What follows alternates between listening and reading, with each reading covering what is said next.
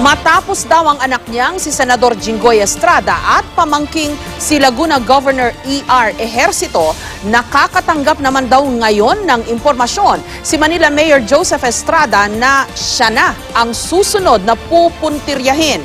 Samantala, iginiit naman niyang wala siyang alam sa mga transaksyon ng dati niyang Social Secretary na dawit ngayon sa Malampaya Fund Scam. May report si Marisol Abduraman.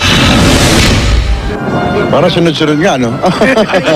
Natatawa man si dating Pangulo at ngayon Manila Mayor Joseph Estrada.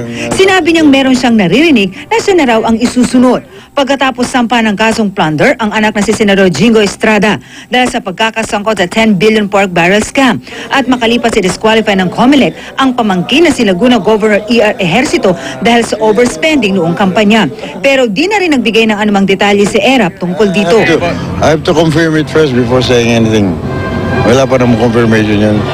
Baka nagkataon lang. Walang confirmation pero may mga naririnig-rinig po kayo, sir. Oo, narinig lang. Baka nagkataon lang. Ikinagulat naman ni ERAP ang pagkakasangkot ng kanyang dating Social Secretary na si Rudy Tuason sa Malampaya Fan Scam. Kasama si Tuason ni na dating Pangulong Gloria Arroyo at 22 na iba pa na inireklamo sa Office of the Ombudsman dahil sa umano'y maling paggamit at posibleng pagbubulsa ng 900 million pesos mula sa kita ng Malampaya Gas Field sa Palawan. Si Tuason ay dating Social Secretary ni ERAP. Pero sabi ng dating Pangulo, matagal na raw siyang walang contact dito. Wala rin daw alam si ERAP sa mga naging transaksyon ni Tuason simula noon.